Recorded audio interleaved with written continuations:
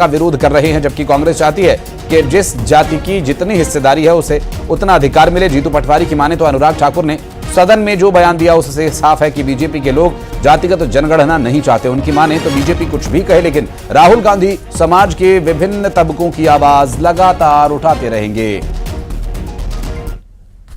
वो वर्ग जो जातिगत जनगणना की बात करता है, एसटी, एससी, ओबीसी का, वो देश के संसाधनों पर अपना हिस्सा मांगता है, हक मांगता है। जो गरीब, अति गरीब है, अगर वो जातिगत जनगणना के अनुसार हिस्सेदारी मांगता है तो ये बीजेपी के लोगों को बुरा लगता है। राहुल गांधी जी वो बात उठा रहे हैं। राहुल गांधी जी ने ये कहा जातिगत जनगणना करवाना है, तो उनका व्यक्तिगत तो कोई लाभ है नहीं, पार्टी का भी कोई लाभ नहीं। देश में संसाधनों का सही तरीके से बंटवारा हो तो कोई गुनाह कर रहे हैं। वो वर्ग। और अनुराग भदौरिया हमारे सहयोगी शैलेंद्र भदौरिया माफ कीजिएगा हमारे साथ जुड़ गए, उनसे बात करेंगे। शैलेंद्र, चूंकि इस वक्त संसद में चर्चा चल ही रही है और जातिगत जनगणना का विषय आज का नहीं है, ये काफी लंबे समय से कांग्रेस पार्टी की तरफ से उठाया जा रहा है, लेकिन जो गहमा गहमी के बीच जीतू पटवारी का बयान है, आखिर इसके क्या मायने हैं? बिल्कुल, देखिए, निश्चित तौर पर जिस तरीके से कांग्रेस लगातार इस बात को लेकर बात करती रही है, चाहे वह मध्य प्रदेश का विधानसभा चुनाव हो या लोकसभा चुनाव हो, कि जातिगत जनगणना होनी चाहिए, लेकिन बीजेपी जो है वो इस तरह की किसी भी जनगणना के पक्ष में नहीं है। और जिस तरीके से कल अनुराग ठाकुर के द्वारा सदन में जो जाति को लेकर, राहुल गांधी की जाति को लेकर जो बात कही गई, उसके बाद अब पूरी कांग्रेस जो है वो हमलावर नजर आ रही है और साफ तौर पर ये कह रही है कि जो लोग, यानी कांग्रेस जो है जातिगत जनगणना की बात करती है, लेकिन बीजेपी के लोग नहीं चाहते हैं कि जिस समाज की जितनी हिस्सेदारी है उसको उसके उतने अधिकार मिले।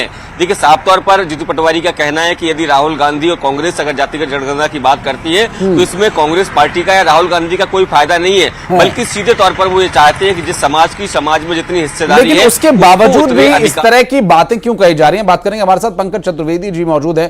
पंकज जी, बहुत स्वागत है न्यूज़ 18 मध्य प्रदेश छत्तीसगढ़ पर। जातिगत जनगणना लोगों के हित में है, ये कोई कांग्रेस पार्टी अपने फायदे के लिए नहीं कर रही है। ये जातिगत जनगणना का ये पेंच सर अभी निकल नहीं पा रहा है, इसका क्या हाल है? संवाद और हल उसी से होगा। और हम तो ये जानना चाहते हैं कि वो पार्टी, राहुल गांधी जी की दादी जी का नारा था, जात पर ना पात पर, इंदिरा जी की बात पर मोहर लगेगी कांग्रेस चुनाव चिन्ह पर, इस पर मोहर नहीं लग रही।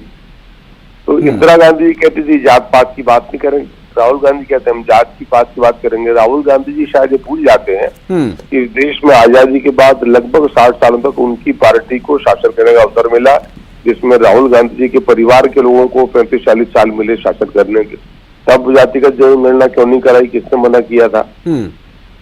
हम सिर्फ ये बोलना चाहते हैं जातिगत जनगणना का विषय बिल्कुल होना चाहिए, जातिगत जनगणना, पर जातिगत जनगणना के नाम पर जैसी राजनीति राहुल हर जगह जाति दिखते हैं कि बजट का हलवा बना, किसने खाया, किस जाति के लोग थे।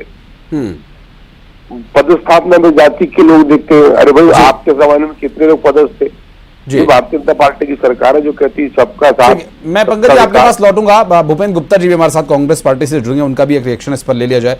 भूपेंद्र जी, बहुत स्वागत है न्यूज़ 18 मध्य प्रदेश छत्तीसगढ़ पर आपका। एक जाति के जनगणना को लेकर विषय चला जो कि काफी लंबे समय से चला आ रहा है, लेकिन एक बार फिर से जब राहुल गांधी की जाति पर संसद में विषय उठा तो ये एक बार फिर से चर्चा में आ गया। जाति को लेकर के विषयों पर बात करना या फिर जो गंभीर मुद्दे हैं उन पर बात करना क्या ज्यादा उचित लगता है गुप्ता जी? क्या आप समझते हैं कि ये देश का गंभीर मुद्दा नहीं है? अगर जो है जो शासन की योजनाएं बन रही हैं और उनका उचित जो है हिस्सा लोगों तक नहीं पहुंच रहा है, तो ये देश की समस्या नहीं है। ये किसने कहा कि ये बहुत कम इम्पोर्टेंट हुआ है? हमारी सरकार ने जो अभी, ये भाई साहब को मालूम नहीं है, ये उस समय कांग्रेस में थे, अभी बीजेपी में चले गए हैं, कि उस समय जो ये तो मनमोहन सिंह ने कराई जातिगत जनगणना, केवल उसके जो है परिणाम घोषित होने थे, वो इस सरकार ने नहीं किए, उनकी सरकार चली गई। तो ये तो हम करा चुके हैं। और आप बताइए कि 2021 में जनगणना होनी थी, ये भारतीय जनता पार्टी की सरकार ने क्यों नहीं कराई? 4 साल हो गए जनगणना नहीं करवा रही है। आज देश में ये परिस्थिति अगर जानने की आवश्यकता है कि किस व्यक्ति तक कितना लाभ इस देश की योजनाओं का पहुंचा है, एक ही तरह के लोग क्या सारी चीजों पर कब्जा कर लेंगे? एक ही तरह के लोग सारे लाभ उठा लेंगे? ये जो है ये सब ये देश में अगर हमें सोशल जस्टिस की बात करनी है, सामाजिक न्याय की बात करनी, और भाजपा क्या बात करती, प्रधानमंत्री बिहार में जाके अपनी जात बताते हैं और यहाँ कहते हैं कि जाति की बात नहीं करना चाहिए। आपका हर नेता अपनी जात बताता है, यहाँ तक कि ये तो इतने बेशरम है, इन्होंने जो है हनुमान जी की जाति बता दी। जब भगवान की जातियां आप बता सकते हो और मनुष्य की जातियों में आपको परहेज है, इसका जवाब भारतीय जनता पार्टी क्यों नहीं देती जी? इनके नेताओं ने तो हनुमान जी की भी कम्युनिटी बता दी, उनकी भी कास्ट बता दी। क्या हनुमान जी या देवता हमारे भगवान भी कास्ट सिस्टम से गवर्न होते थे? इनसे पूछे तो कि इनको ऐसे बयान देने में शर्म क्यों नहीं आती है?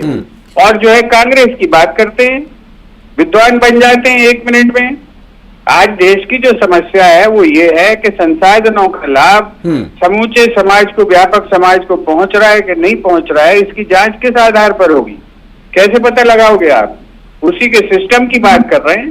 ना इसमें जातिवाद है, ना इसमें कुछ है। जनगणना आप कराते हो, जनगणना एक बार हो चुकी जाति के आधार पर। और जो ये बातें करते हैं ये सोशल जस्टिस किसने दिया है? किसने जो है आरक्षण दिया महिलाओं को? नारा तो लग रहा था बड़े जमाने से, अटल बिहारी वाजपेयी ने तो नहीं दिया, राजीव गांधी ने दिया। किसने रिजर्वेशन दिया, आरक्षण दिया बैकवर्ड क्लासेस को? जी हमने दिया। जब जो है बीपी सिंह ने ये मंडल कमीशन की रिकमेंडेशन स्वीकार की, और बीजेपी वाले नारी शक्ति वंदन योजना को लेकर आवाज उठाते हैं कि हम तो नारी शक्ति वंदन योजना लेकर आए, इससे महिलाओं को सशक्तिकरण मिलेगा। बहरहाल उत्थान होना चाहिए देश की जनता का, लोगों का, चाहे वो बीजेपी लेकर आए या कांग्रेस लेकर आए। बहुत बहुत शुक्रिया भूपेंद्र गुप्ता जी, बहुत बहुत शुक्रिया पंकज जी आपका समय निकालने के लिए, बातचीत करने के लिए। और रीवा से अहम खबर